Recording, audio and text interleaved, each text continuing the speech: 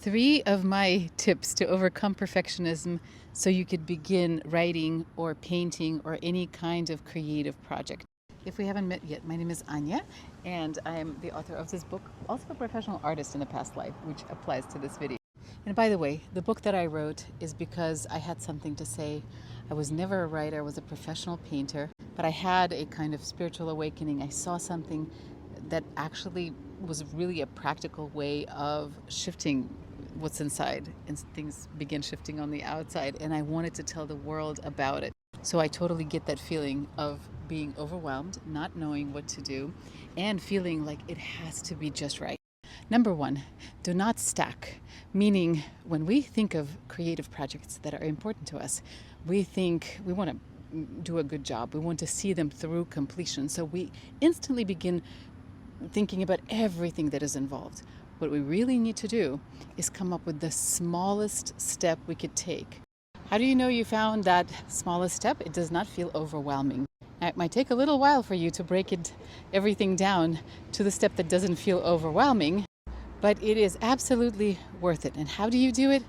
Well, instead of saying, you know what, I have to figure out, how to support myself while I am writing this book, and how do I begin writing this book, you say, okay, can I write 1 page? Okay, feels too overwhelming. Can I write a paragraph? Okay, still feels too overwhelming. Can I sit down and figure out where in my day I can find 20 minutes to dedicate to my writing? Okay, I suppose I can do that. Pour yourself a cup of tea or coffee and figure out at what point are you going to sit down and just for 20 minutes make that space available for writing. No step is too small. If you put down that you only can write 1 line or 1 paragraph, fine. The next one kind of blew my mind when I saw it. So I was writing the book and I was very anxious and I was making it way too complicated. And then I realized I was trying to anticipate how an imaginary reader or whoever is going to be consuming my art is going to be understanding or perceiving it. I was writing it for the people. It was important for me to write something that is going to be well received. Write to yourself before you knew what you were about to share. What kind of book would you like to read if you ended up on the receiving end? So I didn't think it was going to work for me.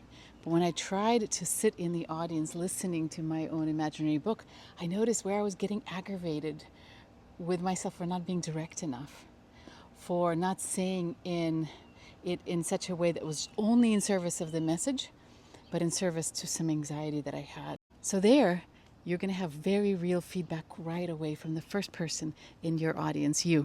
And the third one is don't deal with your anxiety using your work. Meaning if you feel bad after writing stuff down or painting something, for God's sakes, don't scrape it. Don't delete it. Don't try to discard what you just made to make your anxiety go away.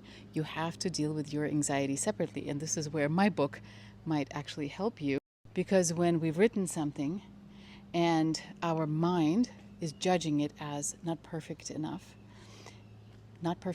for what? Right?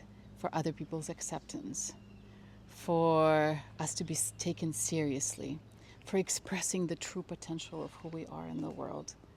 It might bring up beliefs like I will never be seen, or maybe I can't be seen. Maybe it will bring up a belief that I had, that if I'm visible, it somehow will corrupt me. And this is when you get anxious. Don't touch what you've made, okay? You can always work on it later when you're in a better state of mind. Anxiety is a signal to work on yourself, not on your work.